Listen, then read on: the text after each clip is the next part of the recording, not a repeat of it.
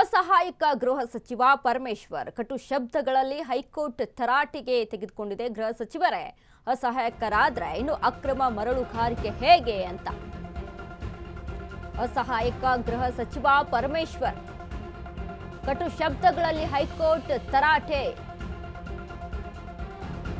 ಗೃಹ ಸಚಿವರೇ ಅಸಹಾಯಕರಾದ್ರೆ ಮುಂದೆ ಹೇಗೆ ಅಕ್ರಮ ಮರಳುಗಾರಿಕೆ ಹೇಗೆ ತಡೆಯಲು ಸಾಧ್ಯ?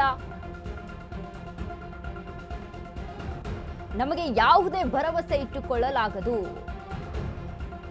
ರಾಜ್ಯ ಹೈಕೋರ್ಟ್ ತೀವ್ರ ಅಸಮಾಧಾನವನ್ನ ವ್ಯಕ್ತಪಡಿಸಿರುವಂತದ್ದು.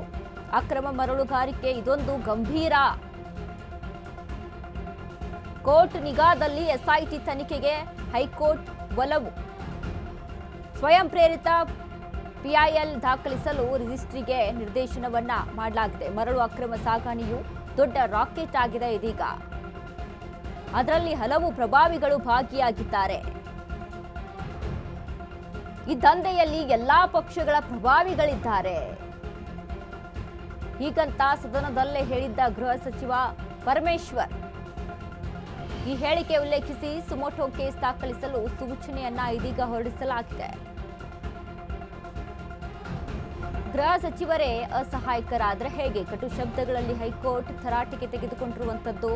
ಗೃಹ ಸಚಿವರಾಗಿ ರಾಜ್ಯದ ಹಿತಾಸಕ್ತಿಗಾಗಿ ಅಲ್ಲಿ ಕೆಲಸಗಳನ್ನ ಮಾಡಬೇಕು. ಗೃಹ ಸಚಿವರೇ ಅಸಹಾಯಕರಾದ್ರೆ ಹೇಗೆ ಅಕ್ರಮ ಮರಳುಗಾರಿಕೆ ಒಂದು ಹೇಗೆ ತಡೆಯಲು ಸಾಧ್ಯ ಅನ್ನುವಂತ ಮಾತನ್ನ ಹೇಳ್ತಾರೆ. ನಮಗೆ ಯಾವುದೇ ಭರವಸೆ ಇಟ್ಟುಕೊಳ್ಳಲಾಗದು. ಹೀಗೆಲ್ಲ ಗೃಹ ಸಚಿವರಾಗಿ ಅವರೇ ಮಾತನಾಡಿದ್ರೆ ಹೇಗೆ ತಡೆಗಟ್ಟೋದು? ರಾಜ್ಯ ಹೈಕೋರ್ಟ್ ತೀವ್ರ ಅಸಮಾಧಾನವನ್ನ ವ್ಯಕ್ತಪಡಿಸಿದೆ. ಈ ವಿಚಾರಕ್ಕೆ ಸಂಬಂಧಪಟ್ಟಂತೆ ಅಕ್ರಮ ಮರಳು ಗಣಿಗಾರಿಕೆ ಇದೊಂದು ಗಂಭೀರವಾದಂತಹ ವಿಚಾರ. ಕೋರ್ಟ್ ನಿಗಾದಲ್ಲಿ ಎಸ್ಐಟಿ ತನಿಖೆ ಆಗಬೇಕು ಅನ್ನುವಂಥ ವಿಚಾರಕ್ಕೆ ಸಂಬಂಧಪಟ್ಟಂತೆ ಗೃಹ ಸಚಿವರಾಗಿ ಒಂದು ಸದನದಲ್ಲಿ ಹೀಗೆ ಮಾತನಾಡಿದ್ರೆ ಮುಂದೆ ಹೇಗೆ ಅಂದ್ರೆ ರಾಜ್ಯದ ಪರಿಸ್ಥಿತಿ ಯಾವ ರೀತಿಯಾಗಿರಬೇಕು? ಯಾಕಂದ್ರೆ ಯಾವುದೇ ಒಂದು ರಾಜ್ಯದಲ್ಲಿ ಅಕ್ರಮ ಮರಳುಗಾರಿಕೆ ಆಗಿರ್ಬೋದು, ಇನ್ನು ಹಲವಾರು ವಿಚಾರಕ್ಕೆ ಸಂಬಂಧಪಟ್ಟಂತೆ ರಾಜ್ಯದಲ್ಲಿ ಆಗುವಂತ ಆಗು ಹೋಗುಗಳನ್ನ ಅಲ್ಲಿ ಗೃಹ ಸಚಿವರು ನೋಡ್ಬೇಕಾಗುತ್ತೆ, ಅದ್ರ ಬಗ್ಗೆ ತಿಳ್ಕೊಳ್ಬೇಕಾಗುತ್ತೆ, ಅದ್ರ ಬಗ್ಗೆ ಒಂದಿಷ್ಟು ಕ್ರಮಗಳನ್ನು ತೆಗೆದುಕೊಳ್ಬೇಕಾಗುತ್ತೆ. ಆದ್ರೆ ಗೃಹ ಸಚಿವರಾಗಿ ಅಸಹಾಯಕರ ಕಥೆಯಿಂದ ಅಲ್ಲಿ ಮಾತನಾಡಿದ್ರೆ ಅಸಹಾಯಕರಾದ್ರೆ ಇನ್ನು ಸಾಮಾನ್ಯ ಜನರ ಗತಿ ಏನು? ಯಾರ್ಯಾರೆಲ್ಲ ಅಲ್ಲಿ ಅನ್ಯಾಯಕ್ಕೆ ಒಳಗಾಗಿರ್ತಾರೆ, ಯಾರೆಲ್ಲ ಈ ಮರಳು ಸಾಗಾಣಿಕೆಯನ್ನ ಅಕ್ರಮವಾಗಿ ಮರಳು ಸಾಗಾಣಿಕೆ ಮಾಡ್ತಾ ಇರ್ತಾರೆ, ಅಕ್ರಮವಾದಂಥ ಕೆಲಸಗಳನ್ನ ಮಾಡ್ತಾ ಇರ್ತಾರೆ.